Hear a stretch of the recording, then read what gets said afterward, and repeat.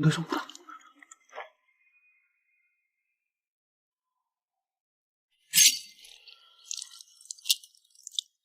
너 좀 풀어.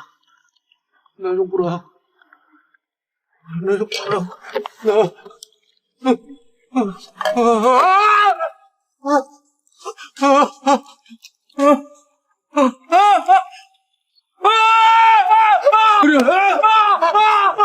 村长这时走上前，一把夺过武龙的背包，将里面的东西全部倒在地上，衣物、药材、笛子散落一地，还有那张武龙视若珍宝的英文纸条和一张前往首尔的地图。村长拿起地图和纸条，递给了旁边的村民。 뭔가 같아. 이거 지도 아니야. 지도? 너 수상하다 그러지. 간첩 같다. 간첩이요? 확실해요? 아이, 그럼 빨갱이 새끼란 말이야? 그렇게 믿었는데 아니었구만. 여기 뭐라고 적혀있나? 정확하게 말해봐, 김우룡이. 말하자니 배신이고 가만히 있자니 하늘이 무섭지. 진짜 왜 그러세요? 아이, 이거 다 거짓부렁이에요. 돈 주기 싫은 게 그냥 갖다 뒤집어 씌우는 거잖아요. 거짓. 내가 거짓이라 이거지. 쥐를 내보내. 니놈이 뿌린 연기 그 신호잖아. 빨갱이들 신호. 아이고, 뭔 소리예요. 다들 눈구녕으로 보셨잖아요. 거기다가 우리 무당까지 꼬드겼어. 서울로 빼돌릴라. 村民们本就愚昧盲从，在被村长这么一煽动，瞬间失去了判断能力，纷纷对着武龙破口大骂。几个早就被村长收买的村民则立刻上前，一把抓住武龙的胳膊，将他按在地上。武龙奋力挣扎，却寡不敌众。英男被屋外的惨叫和辱骂声吵醒，当他看到被按在地上一手鲜血的父亲，瞬间吓得大哭起来。武龙看着儿子惊恐的脸庞，心中既心疼又愤怒。他根本不明白自己到底做错了什么。他拼尽全力帮村民解决鼠患，甚至摔伤了腿，换来的却是这样的下场。更糟糕的是，村长这时又从地上捡起一支铅笔，这是当初英男第一天进村时在村长家里偷偷拿的，因为他想让父亲教他写字。可没想到他渴望学习的工具，如今却成了讨伐他们的利器。村长更加卖力地煽动村民，说这些都是间谍的证据。平日里和武龙还算亲近的村民，为了撇清自己，也上前对着武龙拳打脚踢，仿佛之前的感激都是假的。而就在这时，美叔匆匆赶来，他看到武龙的惨状，眼中满是心疼和犹豫。他本想上前为武龙辩驳，可当他对上村长那阴狠的眼神时，瞬间被恐惧淹没。他知道，若是自己敢多说一句话，不仅救不了武龙，自己也会落得悲惨的下场。最终，美叔还是选择了妥协。他颤抖着伸出手，摘下头上的发夹，对着村民们大声喊道：“빨갱이맞아요。저 학사 빨갱이야. 내가 안 했어요. 내가 알렸어. 옆에 있으면서 다 들었어요. 확실해.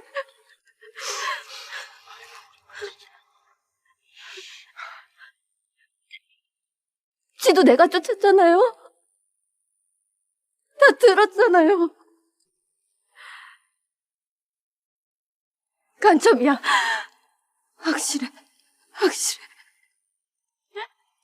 武龙难以置信地看着美叔，眼中的光芒一点点熄灭。他没想到自己真心相待、想要共度一生的人，竟然会在这个时候背叛自己，为了自保而将他推入更深的深渊。美叔不敢直视武龙心碎的眼神，转过身，头也不回地跑了。村长看着这一幕，满意地点了点头，随后拿起那张英文纸条，狠狠撕成了碎片，也撕碎了武龙为儿子治病的唯一希望。这也导致武龙再也抑制不住心中的怒火，挣扎着爬起身，想和村长拼命，可刚一动，就被村长儿子用木棍砸在头上，眼前一黑，彻底晕了过去。村民们看着这一幕，虽有人心生不忍，却也不敢反抗村长，只能默默低下头。而就在他们不知如何是好时，美叔竟然又回来了。这一次，他换上了巫婆的祭祀服装，并且胸前插着一把锋利的长剑，身上沾满了鲜血，每走一步，地上都会留下一道长长的血痕。村民们被他诡异的模样吓得连连后退，美叔则用最后的力气留下了和老巫婆一模一样的诅咒。 낮엔 해가 없고 밤엔 달이 없는 하루 사이에 아이들은 살까 죽을까.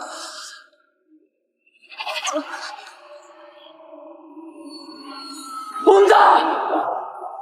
손님이!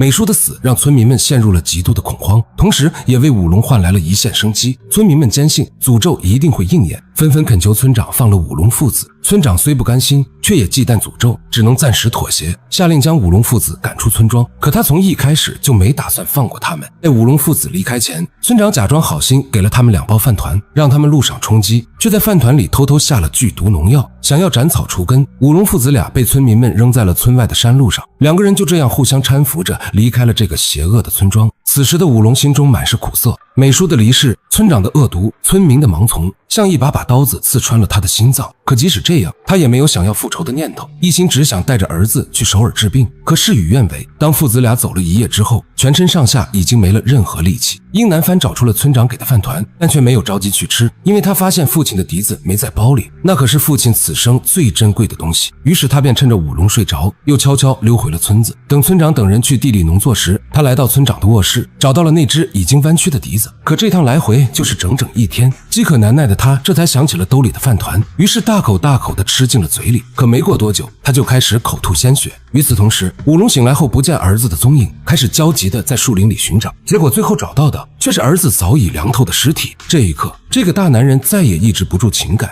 坐在冰冷的地上嚎啕大哭。他生命中最后的光就这样被无情地浇灭了。他想起了和儿子相依为命的日子，想起了儿子咳嗽时虚弱的模样，想起了儿子期盼着能治好病，能有个妈妈的眼神。心中的悲痛渐渐转化为滔天的恨意，他的眼神变得冰冷而疯狂。此时的他只想复仇，要让那个村庄里的所有人都为儿子的死付出代价，但仅凭自己的力量肯定不够。于是他想起了山洞里的那群老鼠，然后便发生了视频开头的一幕，把白色老鼠药涂满全身，因为这是老鼠最厌恶的气味，能让他在鼠群中安然无恙。然后再用自己的断掌把老鼠吸引出来，和他们签订契约。说白了，这也只是走个形式，毕竟他需要老鼠的帮忙，同时他也确实是不想活下去了。而随着武龙吹响笛子，悠扬却诡异的笛声在山谷中回荡，像来自地狱的召唤，指引着鼠群朝着那个罪恶的村庄进发。深夜，乌云遮住了月亮，整个村庄陷入一片漆黑，村民们早已进入梦乡，丝毫没有察觉到危险的降临。很快，诡异的窸窣声渐渐笼罩了整个村庄。饿了数天的老鼠钻进村民的家中，开始了疯狂的进食。村长的儿子睡觉比较轻，听到动静后瞬间醒了过来，然后就发现屋里到处都是老鼠，他被吓得魂不附体，连滚带爬地逃到屋外。可屋外的景象更加恐怖，整个院子、整条街道都被鼠群淹没，黑压压的一片，根本看不到尽头。他慌不择路，看到一旁的猫笼，连忙钻了进去，关上笼门，以为这样就能躲过一劫。可里面的猫被突如其来的动静和鼠群的气息吓得狂躁不安，不停嘶吼抓挠。村长儿子本想控制住他，结果却被猫咪一爪子挠在脸上，吃痛的儿子脚下一滑，直接摔在了猫笼的木架上，猫笼的门也被他踢开了。老鼠们蜂拥而上，瞬间将他包围，没过多久就再也没有了动静。与此同时，村长也被外面的混乱和惨叫声惊醒，当看到院子里密密麻麻的老鼠时，瞬间吓得脸色惨白。他这才意识到鼠患又回来了，而且比之前更加凶猛。来不及多想，转身跑回房间，打开一个尘封已久的衣柜，里面竟然藏着一套日本军服和一把军刀。原来这个道貌岸然的村长竟然是投靠了日本人的汉奸，当年为了躲避清算，才带着村民躲进了深山，从此再也不敢出去。村长抓起军刀，点燃一根火把，可鼠群的数量实在太多，火把的光芒和军刀的挥舞根本起不到任何作用。老鼠们依旧源源不断地朝着他涌来。更恐怖的是，他还看到了不远处的武龙，也正在一瘸一拐地缓缓朝他走来。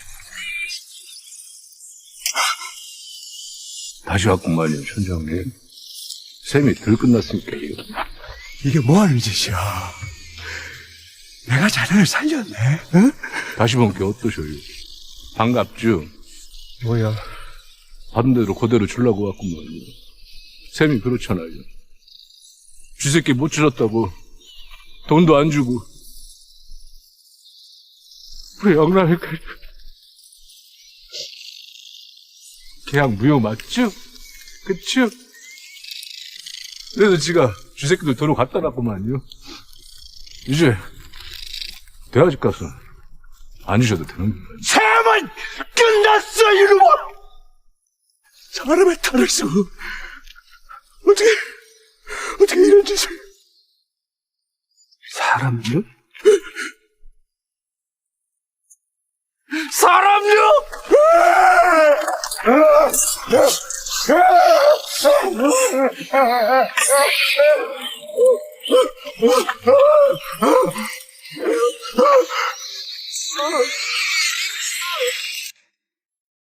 看到这一幕，村长再也没了往日的嚣张气焰，转身就跑，慌不择路地爬上了院子里的秋千架，死死抓住绳子，希望能躲过鼠群的攻击。而舞龙则淡定地站在下面，再次吹响了笛子，悠扬的笛声变得更加急促诡异。鼠群仿佛受到了指令，纷纷顺着秋千的绳子朝着村长爬去。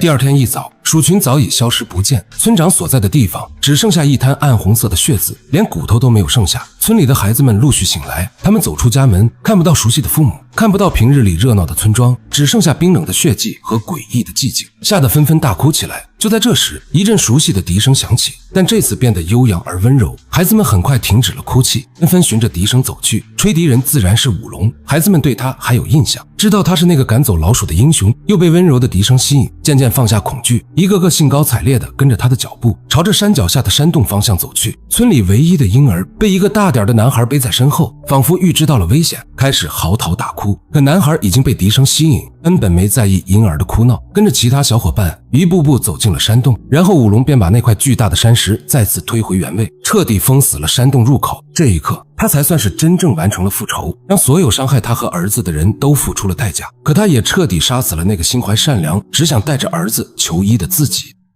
鼠疫可以被驱赶，诅咒可以被应验，可人性深处的恶却像一场无法治愈的绝症，一旦滋生便会蔓延开来，吞噬一切。有人说舞龙的复仇太过残忍，那些孩子是无辜的，不应该为父辈的罪恶买单。可也有人说，在这样一个充满罪恶和冷漠的村庄里长大，孩子们迟早也会被同化，变成和他们父辈一样的人。或许这就是这部电影最令人深思的地方，未经他人苦，莫劝他人善。当一个人失去了所有希望，被仇恨淹没时，善良变成了最廉价的东西。而人性之恶终究是世间最可怕的存在，比鼠疫更猖獗，比诅咒更致命。